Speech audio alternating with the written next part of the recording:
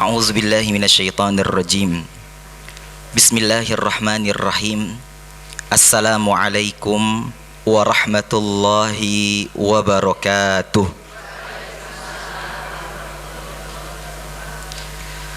Alhamdulillahi rabbil alamin. Wassalatu wassalamu alal mab'uthi rahmatan lil alamin.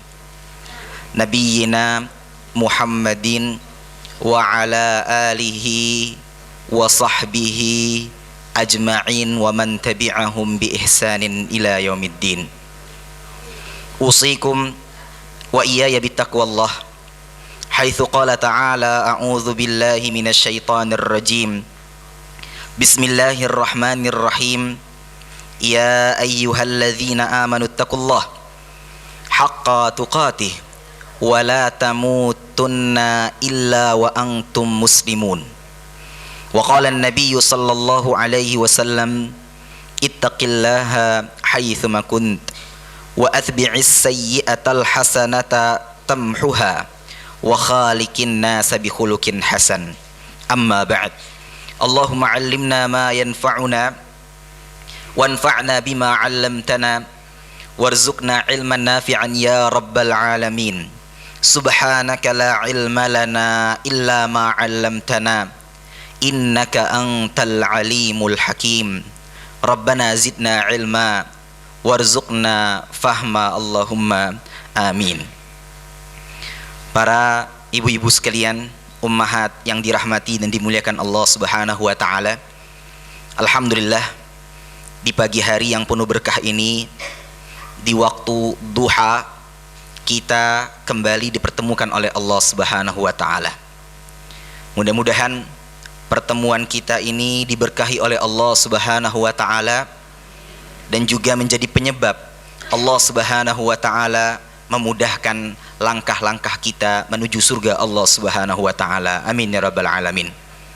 Karena baginda Rasul Nabi Muhammad sallallahu alaihi wasallam pernah bersabda, "Man salaka tariqan yaltamisu fihi ilman sahhalallahu lahu bihi tariqan ilal jannah." Siapa saja yang meniti suatu jalan yang bertujuan untuk menuntut ilmu, mencari ilmu agama, niscaya Allah Subhanahu wa taala akan mudahkan langkahnya menuju surga Allah Subhanahu wa taala.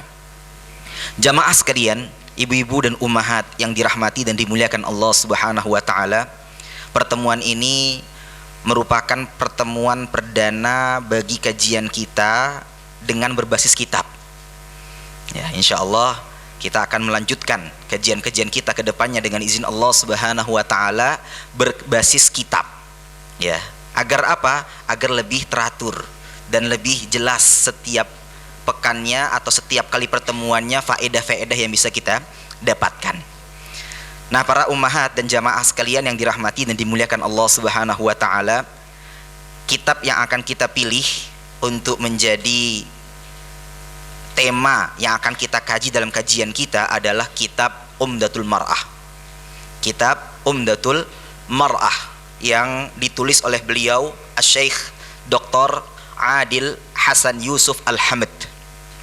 Ya. Ada yang sudah punya bukunya ibu-ibu sekalian? Nah, insya Allah ada yang jual ya. Bukunya ada, insya Allah di Arafah atau di toko-toko buku lainnya ada yang menjual. Umdatul Mar'ah. Ya, judul kitabnya apa? Umdatul Mar'ah. Ya. Umdatul Mar'ah itu nanti kita akan berbicara sedikit ya tentang buku tersebut.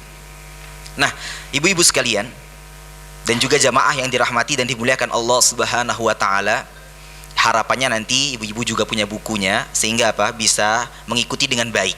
Ya, kalau hari ini kita mulai dengan muqaddimah terlebih dahulu, pendahuluan. Ya, apa yang akan kita pelajari dan kitab apa yang kita akan pelajari. Nah, kitab Umdatul Mar'ah ini sebelum kita mengkaji isi dari kitab tersebut, maka pada kesempatan kali ini kita akan memberikan muqaddimah terlebih dahulu, memberikan pendahuluan tentang kajian yang insya Allah kita akan laksanakan berbasis kitab.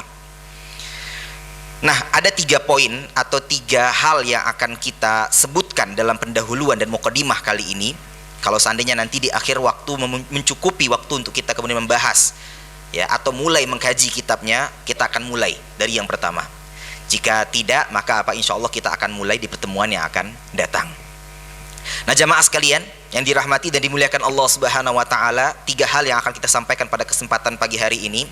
Yang pertama, tentang mengapa kajian yang berkaitan tentang wanita itu perlu kita hadiri atau perlu kita ketahui, ya. Yang kedua adalah tentang perkenalan kita dengan kitab Umdatul Mar'ah dan juga penulis kitab tersebut. Dan yang ketiga adalah tentang latar belakang yang menjadi penyebab penulis menulis kitab Umdatul Mar'ah yang insya Allah akan kita sama-sama pelajari. Nah, jamaah sekalian yang dirahmati dan dimuliakan Allah Subhanahu wa taala. Pertama, mengapa kajian seputar wanita itu menjadi penting? Bahkan tidak hanya penting bagi para wanita saja, juga penting bagi para lelaki, para laki-laki. Jadi meskipun yang akan kita bahas itu lebih membahas tentang masalah wanita, ya, perempuan, tapi ini juga penting diperhatikan oleh para lelaki atau para laki-laki, ya. Nah, di antara sebab yang menjadikan pembahasan tentang wanita itu penting adalah, yang pertama, ketahuilah sesungguhnya agama kita, agama Islam adalah agama yang sangat memperhatikan wanita serta sangat memuliakan wanita, ya. Jadi ibu-ibu harus ingat dan harus sadar bahwa agama kita ini, agama Islam itu adalah agama yang paling perhatian kepada ibu-ibu sekalian, yang paling perhatian kepada wanita. Bahkan bukan hanya perhatian, agama Islam adalah agama yang sangat memuliakan wanita, ya. Berbeda dengan slogan, ya, yang digaungkan oleh orang-orang barat, yang mereka memiliki slogan adalah tentang kebebasan wanita. Kebebasan wanita. Ungkapan kebebasan wanita ini, zahiruhu fihi rahmah wa batinuhu min qibalihil azab, ya. Seolah-olah kalimat ini indah, bagus, berpihak kepada perempuan, tapi sebenarnya di dalam ungkapan ini itu terdapat malapetaka khususnya bagi wanita dan juga orang-orang yang berkaitan dengan wanita.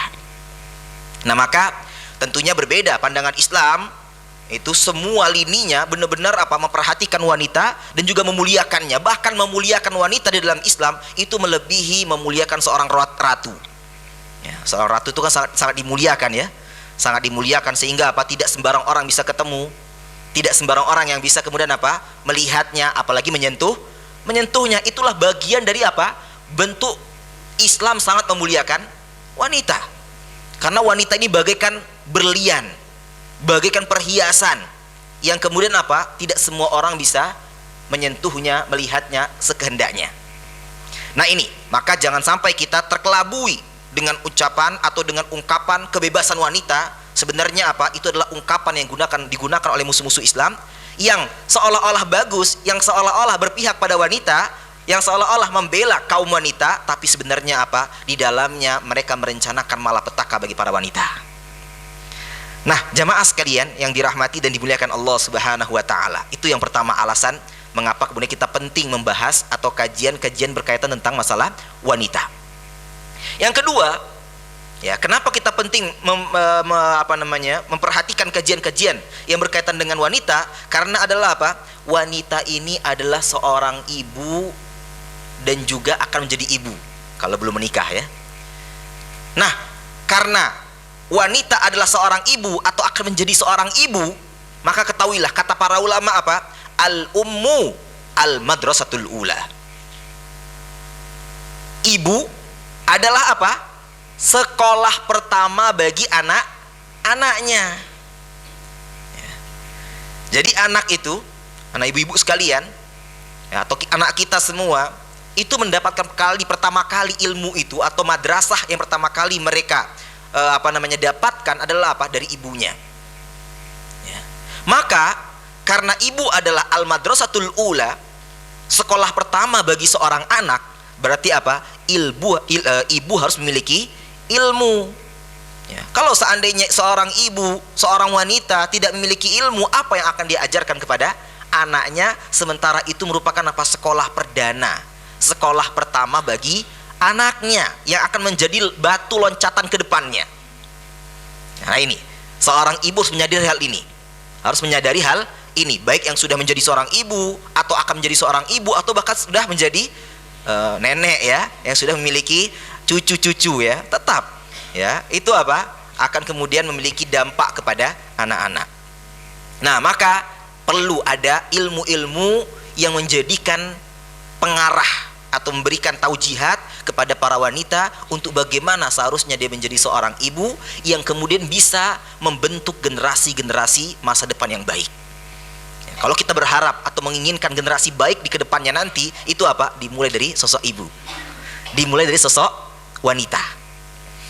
Nah kemudian jamaah sekalian yang dirahmati dan dimuliakan Allah Subhanahu wa ta'ala, alasan ketiga kenapa kemudian kita perlu mengkaji hal yang berkaitan dengan wanita atau seputar perempuan, karena apa?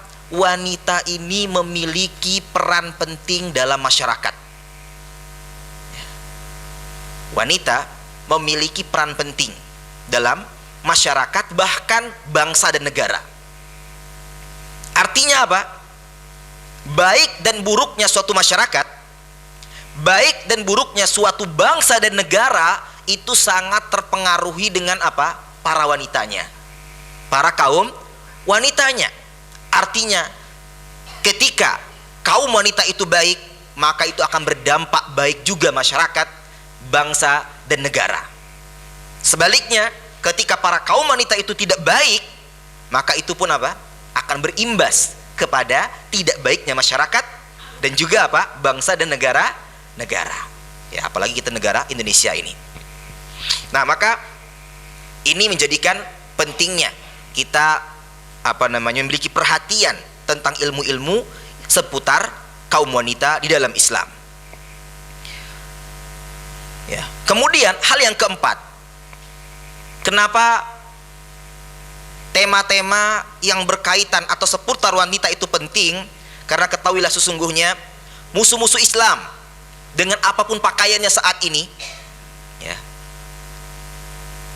mereka saat ini sedang berupaya semaksimal mungkin untuk merusak kaum wanita.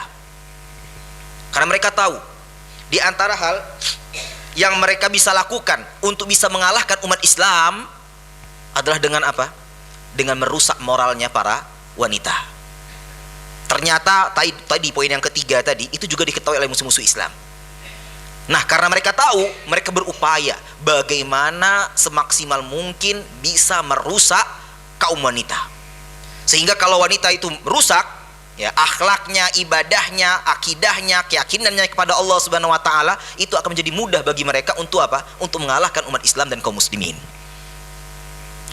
Nah, ini maka apa? Kita harus pelajari, ya, hal-hal berkaitan tentang kaum wanita. Nah, di antara sebab lainnya kenapa kita penting, ya, membahas tentang wanita adalah apa? Karena ketahuilah sesungguhnya fitrahnya seorang wanita itu apa? Lemah. Ya, fitrahnya wanita itu lemah dibandingkan laki-laki. Ya. Ditambah lagi apa? Wanita itu lebih mudah terpengaruh, lebih mudah terpedaya, ya, dengan seruan-seruan, ajakan-ajakan, godaan-godaan keburukan. Ya. Sehingga sangat mudah sekali seorang wanita itu apa? Digelincirkan atau dijadikan menyimpang dari ajaran Allah Subhanahu wa ta'ala. Nah, karena memang apa? Ya, wanita itu kan sebagaimana sudah kita ketahui lebih dominan apa? Perasaannya dibandingkan akalnya. Ya, dibandingkan laki-laki itu lebih banyak akalnya dibandingkan perasaannya, itu umumnya ya. Nah, maka apa? Nah, karena hal ini realita yang kita saksikan, berarti apa? Wanita itu lebih kepada perasaan. Nah, sehingga apa? Seringkali perasaan ini kalau tidak diwadahi atau tidak dinaungi dengan ilmu, itu apa? Sering mengajak kepada kebatilan. Ya, makanya kalau kita sering mengikuti perasaan, tidak disupport dengan ilmu yang cukup, itu apa? Seringkali menyesatkan kita perasaan tersebut.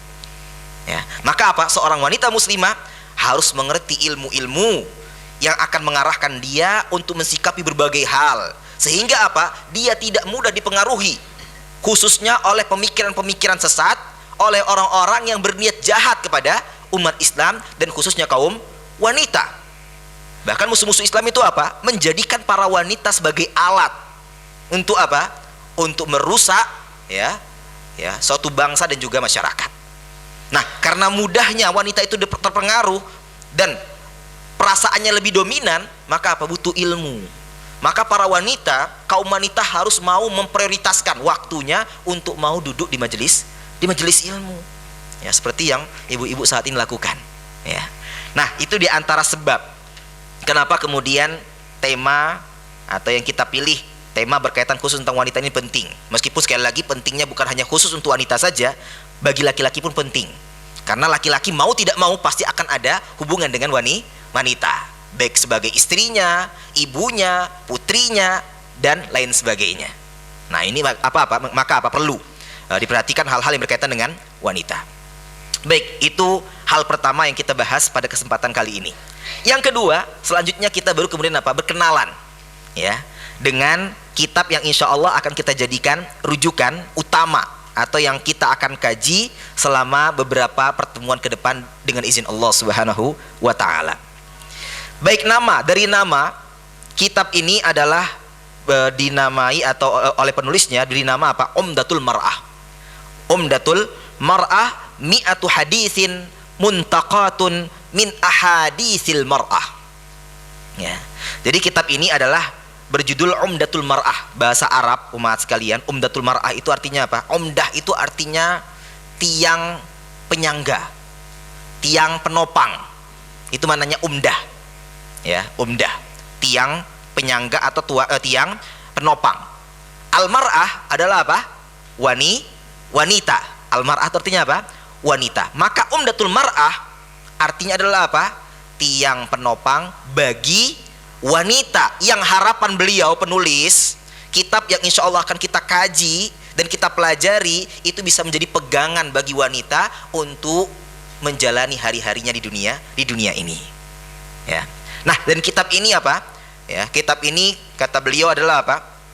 Mi'atu haditsin muntaqatun min ahadisil mar'ah. Merupakan kitab yang mengumpulkan 100 hadis. 100 hadis pilihan yang diintisarikan dari beberapa kitab hadis. Ya, dari kitab hadis. Ya. Nah, ini yang berkaitan dengan khusus dengan kaum wanita. Nah, ini. Baik, itu tentang judul, ya. Sekarang kita berkenalan dengan penulisnya. Ya, perlu ya, kita mengkaji kitab apapun itu, kita perlu kenalan dengan penulisnya. Ya, sehingga apa? Bisa menjadi inspirasi bagi kita. Minimal apa? Kita mendoakan kebaikan kepadanya karena dia menjadi wasilah kita mendapatkan ilmu. Nah, penulis kitab ini adalah beliau Asy-Syaikh Dr. Adil Hasan Yusuf Al-Hamad. Dr. Adil Hasan Yusuf Al-Hamad. Ya. Nah, ini penulisnya. Beliau ini adalah seorang ulama, salah seorang ulama yang terkemuka. Bahkan keilmuan beliau diakui oleh dunia, sehingga beliau termasuk salah satu anggota Rabithah Ulama'il Muslimin, termasuk salah satu anggota dari perhimpunan ulama dunia. Ya. Dokter siapa tadi? Dr. Adil Hasan Yusuf Al-Hamad. Ya.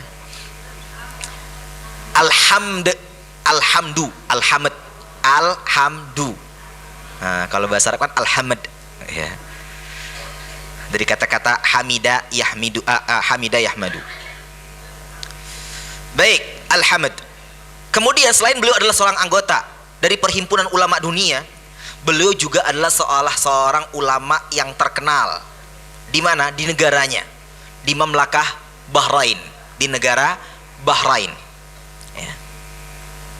Dan juga beliau mendapatkan doktor dari segi keilmuan. Jadi ilmu beliau sangat diakui, ya, jelas, ya, apa namanya, keilmuan beliau, karena beliau mendapatkan gelar doktoral ya di bidang syariah Islamiyah itu di mana? Di Maghrib, di Maroko ya. Jadi gelar doktor beliau dapatkan di negeri Maroko ya, artinya ini bukan sembarang ulama, tapi apa benar-benar keilmuannya teruji ya.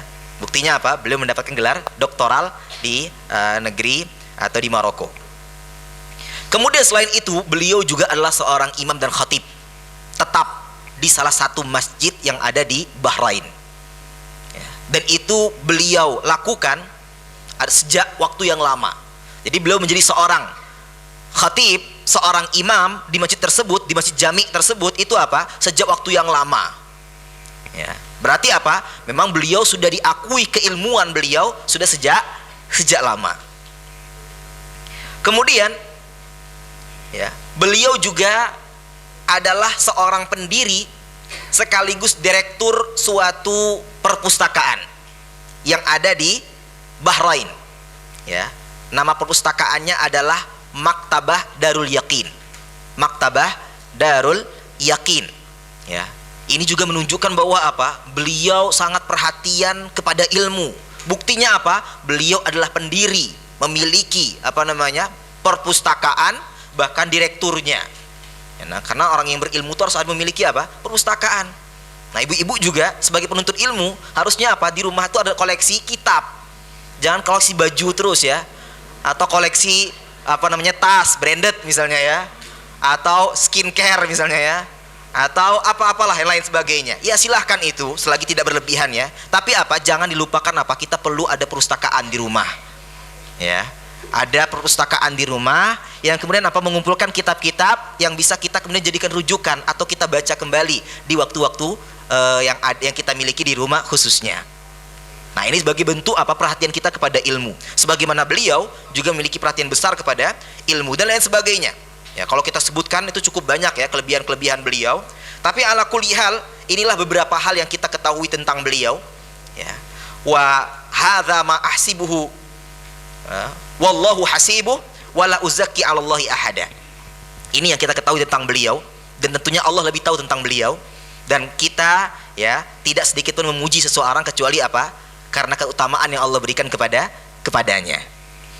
Nah, ini apa namanya? Kenalan singkat ya. Kenalan singkat dengan beliau, seorang penulis yang luar biasa yang insya Allah kitab yang beliau tulis akan menjadi panduan kita dalam apa namanya? Majelis ini. Selanjutnya hal yang berkaitan dengan apa namanya? Dengan mengapa beliau menulis kitab ini atau latar belakang yang menjadi penyebab beliau menulis kitab ini. Di antara hal ya, kalau kita mau kaji dan kita lihat, ternyata di antara hal yang melatar belakangi beliau menulis kitab ini adalah apa? Pertama, kitab ini adalah kitab yang mukhtasar, kitab yang ringkas ya, ringkas yang berisi 100 hadis dari hadis-hadis Nabi Muhammad sallallahu alaihi wasallam yang beliau harapkan bisa mencakup segala tema-tema penting yang berkaitan dengan wanita dalam kehidupannya. Ya, jadi beliau sengaja membuat ringkas. Kenapa? Karena memang daya baca umat akhir zaman itu nggak seperti terdahulu ya. Sedikit maunya apa? Kalau baca yang buku tebal sudah mundur duluan. Ya, bukunya tebal. Oh, aduh, tebal. Lihat baca bukunya, judulnya saja, kemudian apa mundur ya. Nah, maka apa? Beliau tahu mental umat saat ini. Maka beliau apa? Mencarikan solusi agar apa? Umat ini tidak jauh dari ilmu. Sehingga apa? Beliau buatlah kitab yang ringkas. Yang di dalam kitab tersebut berisi apa? Berisi 100 hadis yang beliau harapkan itu bisa mencakup ya. Mencakup tema-tema penting yang berkaitan dengan wanita dalam kehidupan mereka sehari-hari. Nah, kemudian beliau sebutkan bahwa kitab Umdatul Mar'ah yang tadi kita sebutkan berisi tentang 100 hadis ya, pilihan ya, yang berkaitan dengan wanita. Ternyata apa? Ini beliau intisarikan, beliau sarikan, beliau simpulkan dari Kutubus Sittah. Dari Kutubus Sittah. Pernah dengar ibu-ibu Kutubus Sittah apa? Kutubus Sittah itu apa? Kalau artinya secara bahasa Arab adalah apa? Kitab yang 6. Maksudnya apa? Kitab hadis yang 6, yang populer. Jadi itu istilah ulama. Istilah ulama kalau disebutkan kutubus sittah dalam hadis, berarti apa? Itu adalah beberapa kitab hadis para ulama. Siapa yang bisa menyebutkan kitab apa saja itu? Pertama, Sahih Al-Bukhari. Yang kedua, Sahih Muslim. Yang ketiga, Sunan Abu Dawud. Yang keempat, Sunan At-Tirmidzi. Yang kelima, Sunan An-Nasa'i. Yang keenam, Sunan Ibnu Majah. Sudah hafal? Alhamdulillah, sudah ya. Baik, itu ya. Jadi itu 6, kutubus sittah namanya. Oh, 5-6-nya lupa. Kita ulangi lagi. Pertama apa? Sahih Bukhari. Yang kedua Sahih Muslim. Ini biasanya sering kita istilahkan dengan apa? Muttafaqun alaih. Muttafaqun alaih berarti apa? Diriwayatkan oleh Imam Bukhari dan Muslim. Kemudian ditambah dengan Sunan Abu Dawud. Yang ketiga Sunan At-Tirmidzi. Yang keempat Sunan An-Nasa'i. An-Nasa'i. Yang terakhir Sunan Ibnu Majah. Nah, itu dihafal ya. Nah, itu nanti kalau pengen tahu kitabnya, coba cari kitabnya di toko-toko buku. Lihat seperti apa banyaknya kitab-kitab tersebut, setebal apa bukunya. Ya, perlu tahu kita ya. Kalau upayakan apa? Ketika kita mendapatkan suatu ilmu dan istilah, kita cari tahu. Ya, ini penasaran yang bagus, ini kepo yang bagus. Ya, karena kan kadang kalau kita nggak mengarahkan kekepoan kita ini, justru apa? Kepoannya untuk hal-hal yang tidak bagus. Ya, maka apa? Diarahkan kekepoan kita ini apa? Kepada hal-hal yang bagus. Penasaran kita kepada hal yang bagus, yaitu apa? Mencari tahu seperti apa sih kutubus sittah itu. Nah, intinya kutubus sittah itu banyak. Ya, tebal bukunya. Ya. Nah, beliau kemudian apa? Mensarikan, menyimpulkan atau memilihkan dari 6 kitab hadis ini 100 hadis. 100 hadis saja yang berkaitan dengan kaum wanita. Nah, itu. Baik, sekarang kita masuk kepada sebab ya. Kenapa beliau kemudian menulis kitab Umdatul Mar'ah ini? Di antara sebab yang menjadikan beliau menulis kitab Umdatul Mar'ah ini, yang pertama adalah suatu ketika beliau pernah kunjungan ke salah satu negeri Arab.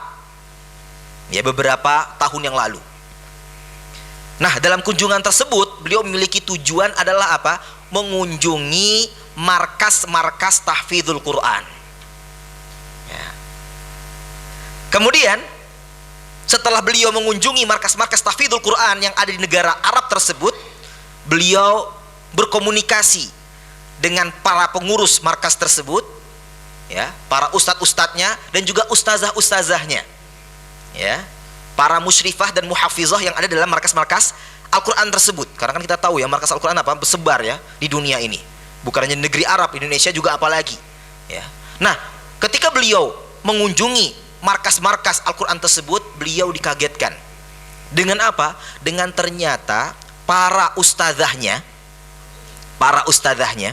pengajar perempuannya, itu apa? Tidak mengetahui, di antara mereka ada yang tidak mengetahui hadis-hadis yang berkaitan dengan wanita. Ini kan lucu, beliau aneh nih. Loh, sekarang seorang ustazah kok nggak tahu ya hadis-hadis yang berkaitan dengan kaum wanita. Kalau seandainya ustazahnya nggak tahu, apalagi muridnya. Nah, makanya apa? Ini menjadikan beliau, oh menarik nih. Ya, kok bisa ya? Gitu ya. Nah, kemudian juga apa? Beliau di antara sebab lainnya, ketika beliau berkunjung ke beberapa tempat, khususnya ke lembaga-lembaga pendidikan Islam, itu beliau apa? Mendapati mayoritas lembaga-lembaga pendidikan Islam itu apa? Itu kurikulum pendidikannya itu menyamakan antara kurikulum laki-laki dan perempuan. Sehingga menjadikan para wanita khususnya tidak mengetahui atau belum mengetahui beberapa hal yang berkaitan khusus dengan mereka. Ya. Nah, ini sehingga banyak di antara mereka para kaum wanita di lembaga-lembaga pendidikan Islam itu apa? Mereka hafal hadis arba'in. Dan itu hadis yang terkenal. Tapi apa? Mereka tidak mengetahui hadis-hadis yang berkaitan khusus dengan wanita. Nah, ini diantara alasan lain mengapa beliau kemudian menulis kitab ini. Dan juga di antara hal lainnya yang beliau sebutkan, di antara sebab kenapa beliau tulis kitab ini adalah suatu kasus yang beliau dapati. Karena beliau adalah seorang ulama. Tentunya beliau mendapati beberapa pengaduan tentang konsultasi rumah tangga. Karena beliau juga konsultan rumah tangga. Ya, ada beberapa kasus yang beliau temui, permasalahan rumah tangga, ya. Apalagi nih zaman-zaman ini ya, sedang heboh-hebohnya perceraian ya. Waliyadzubillah. Ya, semoga keluarga kita dijaga oleh Allah Subhanahu wa taala. Nah, ketika beliau mendapatkan beberapa kasus yang berkaitan dengan rumah tangga, beliau kaget.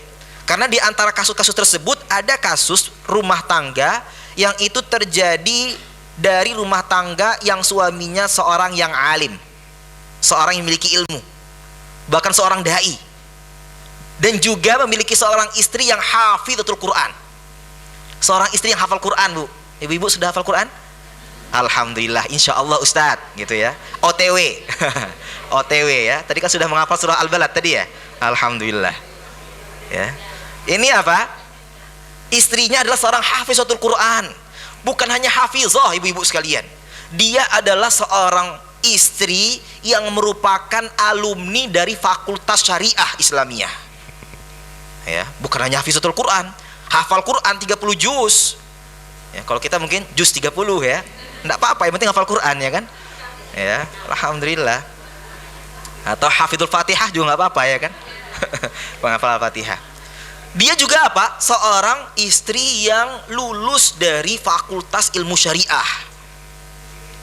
Nah, yang kaget kok bisa terjadi permasalahan, meskipun permasalahan ini hal biasa sebenarnya ya. Jangan terlalu heboh sekali ya. Biasa, namanya rumah tangga itu ada permasalahan itu hal biasa. Justru kalau nggak ada permasalahan, itu juga pertanyaan itu. Kok bisa gitu ya? Karena sekelasnya baginda Rasul Nabi Muhammad SAW pun itu juga ada masalah dalam rumah tangganya. Tapi itu bisa diselesaikan dengan panduan Islam tentunya. Nah, ini beliau melihat loh, kenapa ini kok ada permasalahan rumah tangga, keretakan rumah tangga yang terjadi atau yang bersumber dari keluarga yang suami istrinya itu adalah memiliki ilmu yang cukup, ya. Tapi kenapa terjadi? Ya. Tapi sekali lagi tadi ya, itu biasa karena emang rumah tangga itu bagaikan mengarungi bahtera rumah tangga, mengarungi lautan. Yang namanya lautan kadang ada gelombang biasa ya. Jadi jangan terlalu heboh ya. Oh, gitu ya Ustadz ya, gitu enggak, biasa saja ya. Tapi ini kita lebih perhatikan adalah bahwa yang beliau menjadikan perhatian adalah kok bisa? Ternyata ketika beliau telusuri dan beliau cek di antara faktornya yang menjadikan permasalahan rumah tangga dari rumah tangga ini adalah karena ternyata si istri ini tidak mengetahui hak-hak suaminya. Nggak mengetahui hak-hak suaminya. Selama ini semangat belajar luar biasa. Ya, saking semangatnya belajar, itu lupa kepada hak suaminya. Ya, padahal seorang wanita itu nggak susah kalau pengen masuk surga. Bahkan bisa milih masuk surga yang mana. Ibu-ibu mau nggak milih masuk surga yang mana? Dari 8 pintu yang Allah siapkan. Kapan? Kalau seandainya suaminya ridho kepadanya. Ini. Tapi ternyata ada yang seorang wanita yang kemudian semangat belajar ilmu, semangat menuntut ilmu agama khususnya, sampai-sampai melupakan. Bukan hanya melupakan, tidak tahu apa yang menjadi hak suaminya. Itu diantara faktornya. Dan juga si istri ini tidak mengetahui apa yang perlu diprioritaskan. Ya, yang lebih diutamakan dalam kehidupan rumah tangga, ya, khususnya dia sebagai seorang istri. Nah, inilah ternyata yang menjadi penyebab malapetaka yang terjadi dalam rumah tangganya. Nah, makanya berangkat dari kasus ini beliau akhirnya terpanggil, ya, jiwa beliau terpanggil untuk bagaimana memberikan solusi, ya, setelah pertolongan dari Allah Subhanahu wa taala. Artinya seperti itu, ibu-ibu sekalian, coba latih diri kita ini ketika melihat permasalahan itu, jangan kemudian lihat permasalahannya, apalagi sampai memperbesar permasalahan. Tapi coba kita lihat permasalahan itu bagaimana kita pikirkan solusinya. Ya, sebagaimana beliau, ya, Dr. Adil Hasan Yusuf Al-Hamad. beliau ketika mendapati suatu permasalahan, beliau terpikir untuk apa? Memikirkan solusinya. Jangan kita hanya sibuk memikirkan masalahnya, apalagi memperbesar masalah tersebut. Ya, latihlah diri kita untuk mencari solusi. Latihlah diri kita menjadi apa? Pemberi solusi dalam setiap permasalahan yang kita hadapi. Nah itu. Nah kemudian dari beberapa alasan inilah kemudian beliau memutuskan untuk mengumpulkan, ya, atau menulis kitab yang berisi tentang 100 hadis, ya, pilihan seputar wanita yang harapan beliau itu apa? Bisa menjadi pegangan bagi para wanita menghadapi kehidupan mereka sehari-hari dalam kehidupan di dunia ini. Kenapa beliau memilih 100 hadis? Harapannya apa? Selain bisa kemudian dipelajari, juga bisa dihafal. Ya, karena kalau untuk menghafal Sahih Bukhari, Sahih Muslim, Sunan Abi Daud tadi ya, Sunan Ibnu Majah, Sunan Tirmidzi dan lain sebagainya, kayaknya harapannya masih ada ya, tapi tidak tahu kapan itu bisa terwujud gitu kan. Nah maka apa? Beliau siapkan 100 hadis dulu lah, 100 hadis untuk ibu-ibu. Kalau bisa apa? Dipegang. Makanya beliau mengarang kitab ini bagi jadi 2. Pertama, kitab yang khusus untuk menyebutkan 100 hadis saja, ya, biar nggak banyak penjelasannya, sehingga fokus untuk menghafalnya 100 hadis. Ada juga kitab lain yang beliau tulis, ya. Selain kemudian beliau sebutkan 100 hadis yang berkaitan dengan wanita, juga beliau sebutkan apa? Syarah-syarah atau penjelasan singkat tentang hadis-hadis tersebut. Nah itu, para umat sekalian yang dirahmati dan dimuliakan Allah Subhanahu wa taala, kenalan kita tentang kitab dan juga penulis, dan mengapa kemudian beliau menulis kitab tersebut. Dan di akhir atau di muqaddimah kitab beliau menyebutkan bahwa apa? Dia memohon kepada Allah Subhanahu wa taala, berdoa kepada Allah Subhanahu wa taala, mudah-mudahan kitab yang beliau tulis ini akan diterima oleh Allah Subhanahu wa taala sebagai amal salih beliau. Amal salih yang beliau harapkan bisa menjadi pemberat timbangan amal salih beliau kelak di hari kiamat, ya. Dan juga beliau memohon kepada Allah Subhanahu wa taala agar beliau diberikan keikhlasan dalam kitab tersebut, ya. Sehingga apa? Yang beliau cari hanyalah ridho Allah Subhanahu wa taala, bukan karena dunia. Ya, dan juga beliau berharap mudah-mudahan kitab kecil, ya, nanti bisa ibu-ibu cari ya, kitab Umdatul Mar'ah itu kecil kitabnya, nggak banyak, ya, nggak tebal, tipis. Ya, itu juga bisa menjadi apa? Bisa menjadi bermanfaat, ya, bisa menjadi pegangan khususnya bagi para wanita muslimah, Nah, umat sekalian yang dirahmati dan dimuliakan Allah Subhanahu wa taala, alhamdulillah. Nah, itu sekedar muqaddimah ya. Muqaddimah berkaitan dengan kitab yang akan kita pelajari. Dan alhamdulillah masih ada cukup waktunya, kita mulai ya. Hadis yang pertama. Ya. Beliau sebutkan setiap hadis, jadi dari hadis pertama sampai hadis ke-100 itu beliau sebutkan temanya dulu. Hadis ini berbicara tentang apa? Sebelum kita membahas hadis ini, umat sekalian, kita bersyukur ya, kemudian bisa mengkaji kitab hadis. Kenapa? Karena dengan kita mengkaji kitab hadis dan duduk di majelis ilmu yang mengkaji hadis, itu artinya apa? Peluang kita untuk bersolawat kepada Nabi Muhammad sallallahu alaihi wasallam sangat besar. Dan kita bisa membayangkan ya, seolah-olah apa? Kita berada di majelisnya baginda Rasul Nabi Muhammad sallallahu alaihi wasallam. Itu keuntungan ya dari kita mempelajari kitab-kitab hadis, ya. Kita bisa mengumpulkan pahala dengan memperbanyak sholawat kepada beliau Nabi Muhammad sallallahu alaihi wa ala alihi wa sahbihi wasallam. Jamaah sekalian, ibu-ibu yang dirahmati dan dimuliakan Allah Subhanahu wa taala, tadi kami sebutkan bahwa setiap hadis yang beliau akan sebutkan itu apa? Setiap hadis dari 100 hadis tersebut beliau awali dengan tema atau judul hadis ini tentang apa. Nah, hadis yang pertama kata beliau, min haqqiki an yukhassasa laki makanun lit-ta'lim fatalibi bih. Artinya apa Ustaz? Gitu ya. Ya. Sabar Bu, sabar. Kita akan jelaskan artinya. Artinya apa? Di antara hakmu, wahai seorang wanita, di antara yang menjadi hakmu, wahai seorang wanita, an yukhassasa laki makanun lit-ta'lim, dikhususkan untukmu suatu tempat khusus untuk engkau belajar.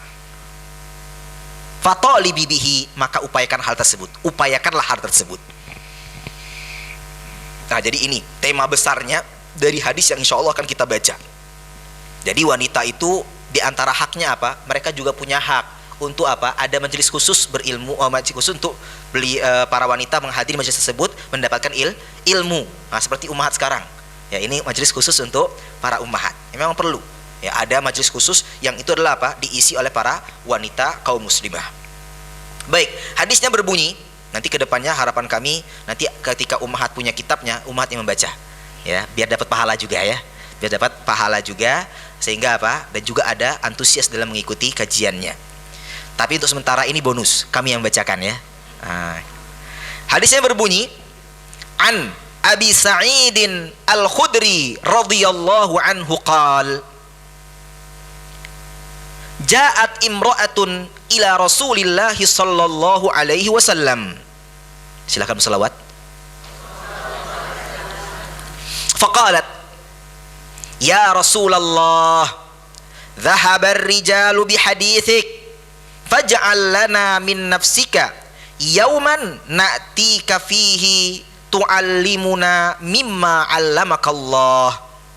Qal istami'na yawma kadza wa kadza, fajtama'na fa'atahunna Rasulullah sallallahu alaihi wasallam fa'allamahunna mimma 'allamahullah.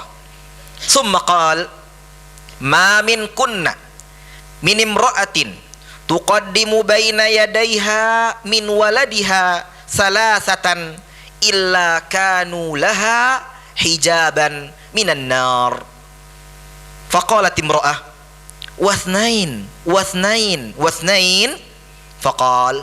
faqala Rasulullah sallallahu alaihi wasallam, wathnain akhrajahul Bukhari wa Muslim wan Nasa'i. Sudah hafal? Alhamdulillahirabbil alamin. Baik, hadis pertama ini para umat sekalian disampaikan oleh sahabat yang mulia yang bernama, sahabat yang mulia ini bernama Abu Sa'id Al-Khudri. Abu Sa'id Al-Khudri. Nama asli beliau Abu Sa'id ini adalah apa? Kunyah. Namanya apa? Kunyah. Mudahnya ya, kalau ada Abu atau Ummu itu apa? Itu namanya kunyah dalam bahasa Arab. Kunyah, julukan. Ya. Baik, Abu Sa'id ini adalah kunyah beliau. Nama beliau adalah siapa? Nama beliau adalah Sa'ad bin Malik bin Sinan Al-Ansari Al-Khazraji radhiyallahu anhu. Siapa namanya? Sa'ad bin Malik bin Sinan Al-Ansari Al-Khazraji.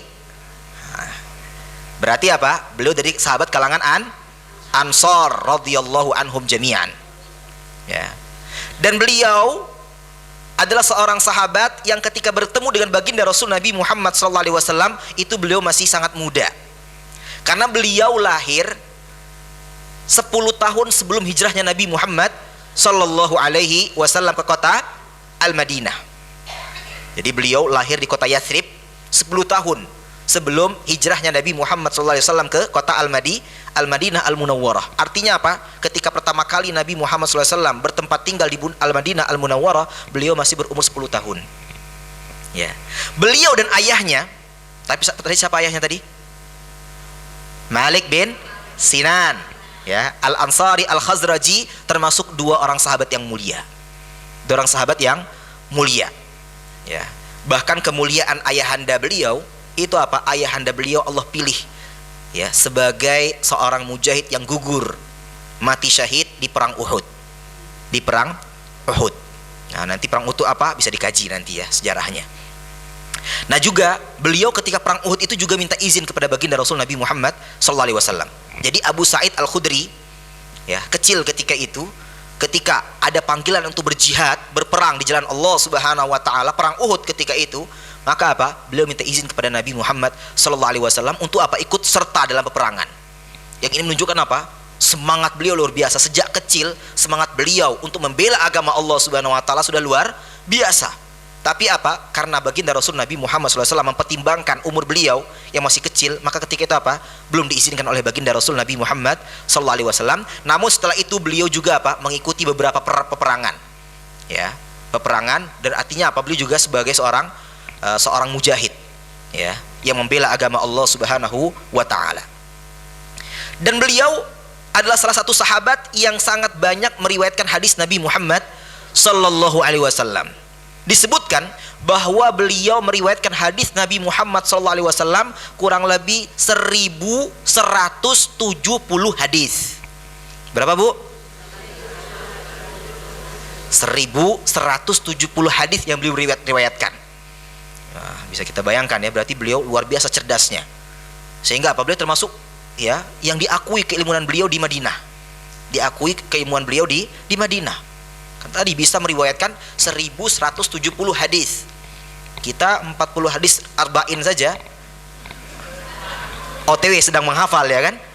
Nah, ini apa? Beliau 1170 hadis. Ya. Dan dengan banyaknya riwayat hadis yang beliau riwayatkan, ini menjadikan kita bisa menyimpulkan berarti apa? Banyaknya hadis yang beliau riwayatkan berarti menunjukkan banyaknya beliau membersamai baginda Rasul Nabi Muhammad sallallahu alaihi wasallam, dan banyaknya beliau menghadiri majelis-majelis bersama baginda Rasul Nabi Muhammad sallallahu alaihi wasallam. Nah, ini keistimewaan beliau, seorang sahabat yang mulia, Abu Sa'id Al-Khudri. Ya. Dan juga ya, beliau wafat di tahun 74 Hijriah. Ya, beliau wafat di tahun 74 Hijriah. Meskipun ada sebagian ulama yang kemudian berbeda pendapat, ya. Tapi ala kulli hal disebutkan bahwa apa? Di antara hal yang disebutkan dalam kitab-kitab sejarah, di antaranya Syiar A'lamin Nubala, ya, kitab yang menyebutkan tentang sejarah para ulama salaf terdahulu, di antaranya para sahabat, bahwa apa? Beliau wafat di tahun ya 74 Hijriah.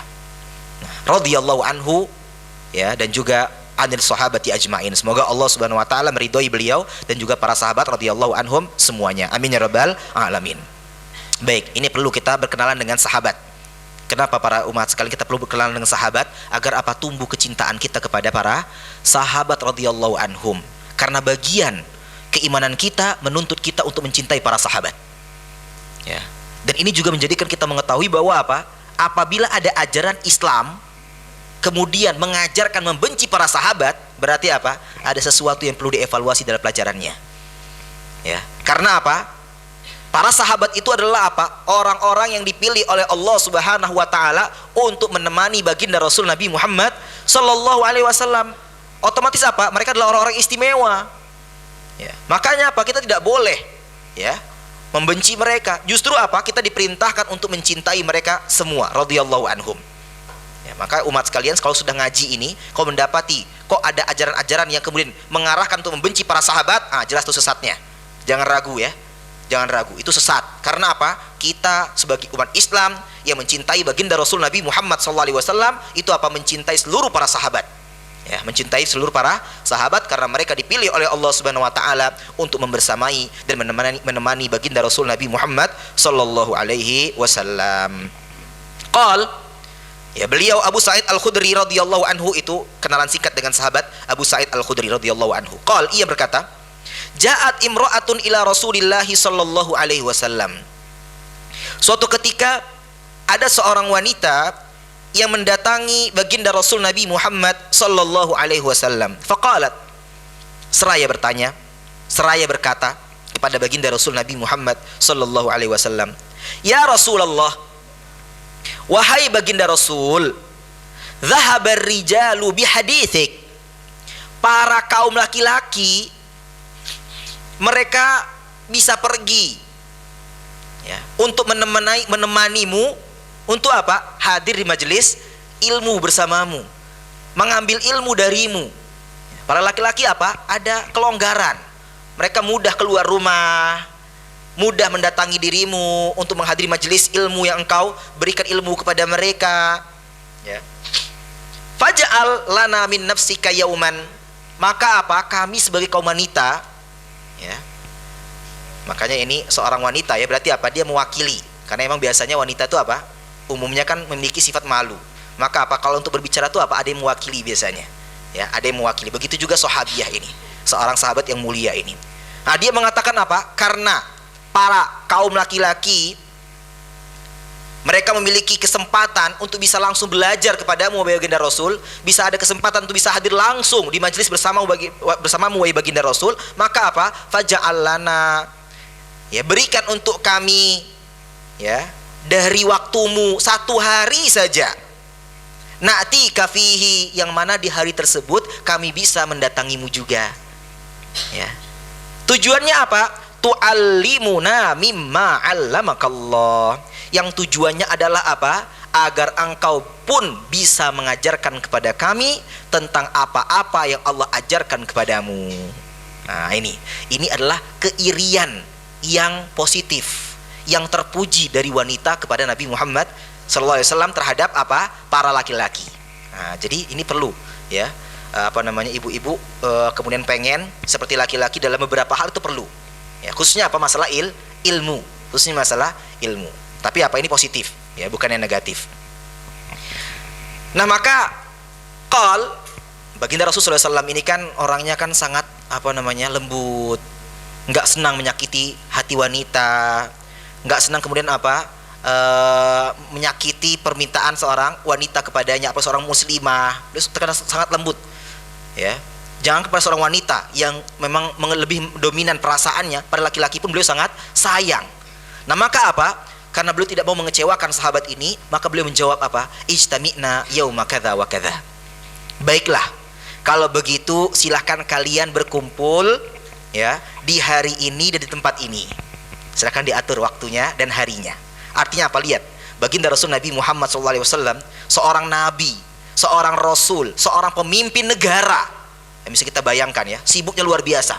Tapi ketika datang salah seorang sahabat kepada beliau, wanita, meminta waktu beliau, itu beliau nggak mengatakan, aduh, mohon maaf ya, saya sibuk sekali ini, nggak ada waktunya ini, ya, coba nemui dulu sekretaris saya, siapa tahu ada waktu, itu, ya.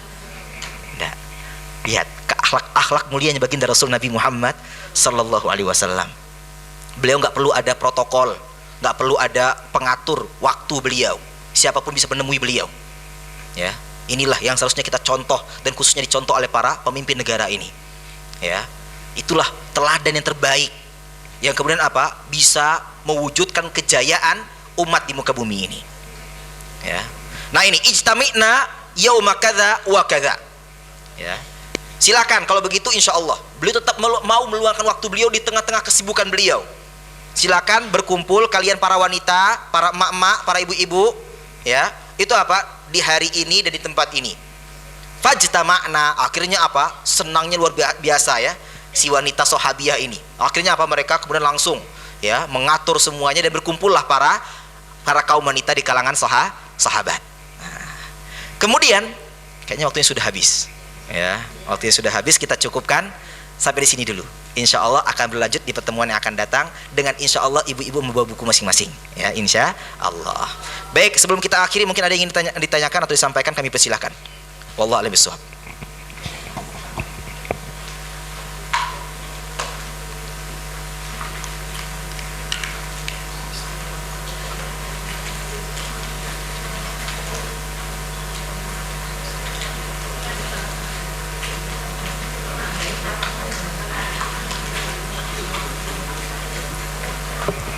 Ada? Tidak ada? Alhamdulillahirabbil alamin. Mudah-mudahan kita semua diberikan ilmu yang bermanfaat oleh Allah Subhanahu wa taala dan diberikan tuntunan oleh Allah dan dituntun oleh Allah Subhanahu wa taala untuk senantiasa istiqomah di atas jalan yang ridhoi oleh Allah Subhanahu wa taala. Sekian dari kami, kurang lebihnya mohon maaf sebesar-besarnya. Kepada Allah mohon ampun. Aqulu qouli hadza wa sallallahu ala nabiyyina Muhammadin wa ala alihi wa sahbihi wasallam walhamdulillahirabbil alamin wallahu a'lam bissawab wa akhirul kalam wassalamu alaikum warahmatullahi wabarakatuh.